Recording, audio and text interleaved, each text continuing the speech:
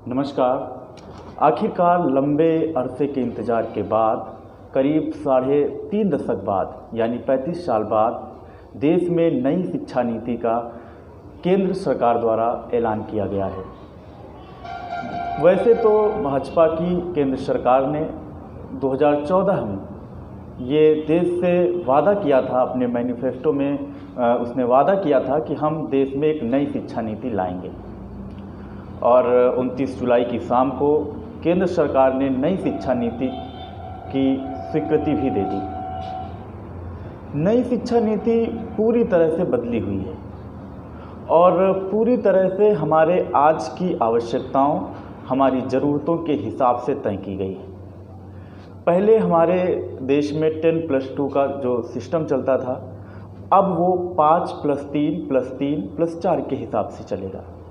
5 शुरुआत के 5 यानी कि पहले बच्चा 3 साल प्री स्कूल पढ़ेगा, उसके बाद पहली कक्षा और दूसरी कक्षा, उसके बाद जो 3 आएगा उसमें वो तीसरी, चौथी और 5वीं क्लास में पढ़ेगा। अगले 3 में 6ठी, 7वीं और 8वीं क्लास में पढ़ेगा और जो आखिरी के 4 होंगे उसमें वो 9वीं, 10वीं, 11वीं और 12वीं क्लास में पढ़ेगा। इसके साथ साथ जो एक बाध्यता होती थी बच्चों में कि साइंस साइड का बच्चा है कि आर्ट साइड का बच्चा है या कॉमर्स साइड का बच्चा है, मतलब कौन सी स्ट्रीम का बच्चा है, तो उस हिसाब से एक हमारे समाज में एक मेंटलिटी थी। अगर किसी से ये कहा जाता था कि ये आर्ट साइड का बच्चा है तो लोगों का मुंह बन जाता था कि ज़रूर पढ़ने में कमज़ोर होगा, इसलिए वो आर्ट साइड का बच्चा है। उसकी रुचि क्या है, उसकी काबिलियत क्या है, इसको जाने बगैर ऐसी सोच हमारे समाज में बन गई थी। अगर वो साइंस साइड का बच्चा है, अगर वो मैथ पढ़ता है, अगर वो साइंस पढ़ता है तो वो पढ़ने में काफ़ी तेज़ है, ऐसी अधिकतर लोगों की सोच हमारे समाज में बन चुकी थी। लेकिन सरकार ने पूरी तरह से इसमें बदलाव किया है। अब ये साइंस, आर्ट और कॉमर्स का ये स्ट्रीम वाला सिस्टम को ही सरकार ने समाप्त कर दिया है।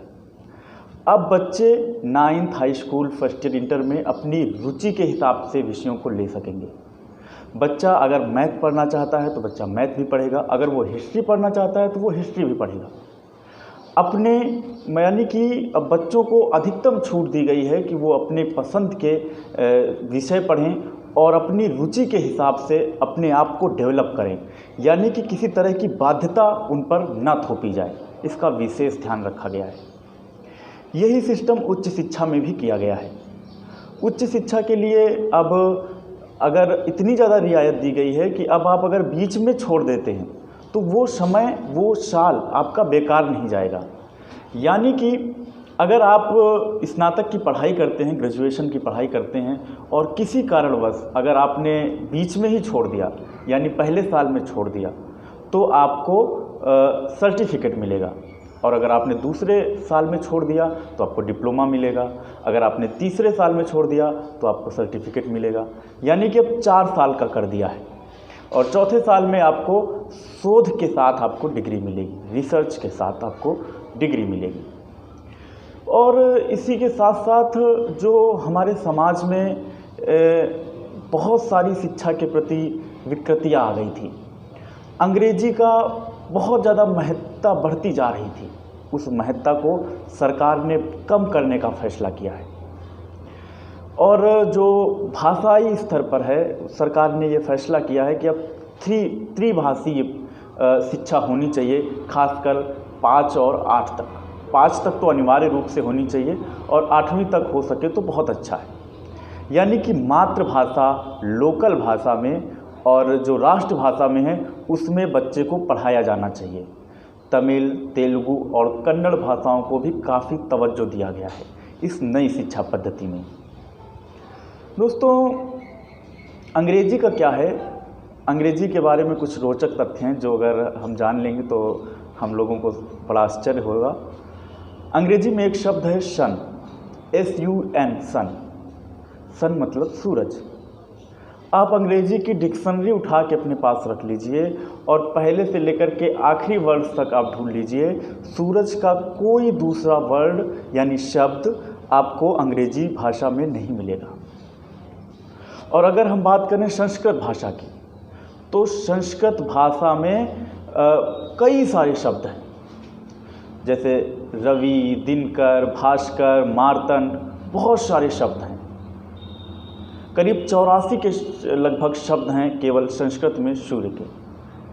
अगर हम बात करें मून यानी कि चंद्रमा, चंद्रमा का भी अंग्रेजी भाषा में आप देख लीजिए कोई दूसरा शब्द आपको शब्दकोशों में नहीं मिलेगा।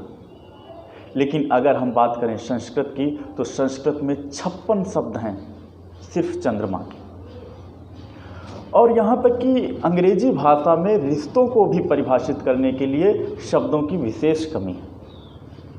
अंग्रेजी भाषा में आप चाहे मामा हो, चाहे फूफा हो, चाहे चाचा हो, सबको, या फिर फूफा हो, सब अंकल है, सबको अंकल ही कहा जाता है।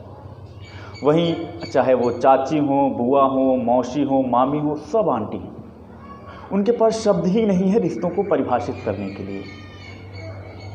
तो ऐसी भाषा को बहुत अधिक महत्व देना ठीक नहीं था। शायद सरकार ये समझती थी कि जो रीजनल लैंग्वेजेस होती हैं, जो मातृभाषा होती है, बच्चा बचपन से जिन भाषाओं को सुनता है, समझता है, अगर उस भाषा में बच्चे को पढ़ाया जाए तो उसकी सोचने की क्षमता बहुत गजब की होती है, उसकी रचनात्मकता, क्रिएटिविटी उसके पास ज़बरदस्त होती है।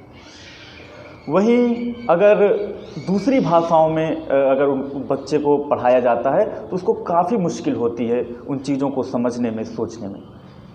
एक बड़ा दिलचस्प वाक़या है, एक बार मैं कहीं पढ़ रहा था कि कई सारे देश के वैज्ञानिक कहीं पर गए हुए थे एक जगह पर किसी विषय को लेकर। तो सारे जो देश के वैज्ञानिक थे, जैसे फ्रांस के थे, चीन के थे, जापान के थे, कई सारे देशों के थे, तो वो सब अपनी अपनी भाषा में अपना अपना प्रस्ताव बता रहे थे अपना, कि वो कैसे इस विषय में क्या सोचते हैं, कैसे करते हैं। तो जब हमारे भारत के साइंटिस्ट का नंबर आया तो उन्होंने अंग्रेजी में देना शुरू कर दिया। तो किसी ने उनसे कहा कि आप भी अपनी रीजनल लैंग्वेज में, अपनी भाषा में दे दीजिए।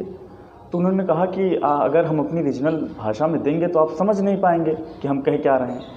तो उन्होंने कहा कि हम समझ तो चीन का भी नहीं पाए, क्योंकि उन्होंने चाइनीज़ भाषा में दिया। हम समझ तो फ्रांस का भी नहीं पाए, उन्होंने फ्रेंच भाषा में दिया। हम समझ तो जापान का भी नहीं पाए, उन्होंने जापानीज़ भाषा में दिया। तो हमने उसका अनुवाद करा लिया।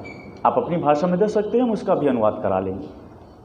लेकिन चूँकि जो हमारे वैज्ञानिक महोदय थे, उनको जो पढ़ाया गया ही था अंग्रेजी में, उनको अंग्रेजी में ही वो अपने आप को सहज महसूस करते थे। अदर लैंग्वेज में वो खुद को बहुत असहज महसूस कर रहे थे। वो चाह कर के भी उन्होंने हिंदी या अन्य भारतीय भाषाओं में अपना प्रस्ताव नहीं रख पाए। तो हमको समझना चाहिए कि हमारे समाज को, खास करके हमारी सरकार ने जो ये फैसला किया है, बहुत लंबे समय से इंतज़ार था देश को एक नई शिक्षा पद्धति की, जिसकी वजह से हम आज की ज़रूरतों के हिसाब से, अपनी आज की आवश्यकताओं के हिसाब से हम अपने देश को नए तरीके से नवनिर्माण कर सकें और अपने देश को बहुत ऊंचाइयों तक ले जा सकें। उसके लिए नई शिक्षा पद्धति की बहुत अधिक आवश्यकता थी। अगर आपको हमारा ये वीडियो पसंद आया है तो आप इसे लाइक कीजिए, शेयर कीजिए दोस्तों के साथ और सब्सक्राइब कीजिए। बहुत बहुत धन्यवाद।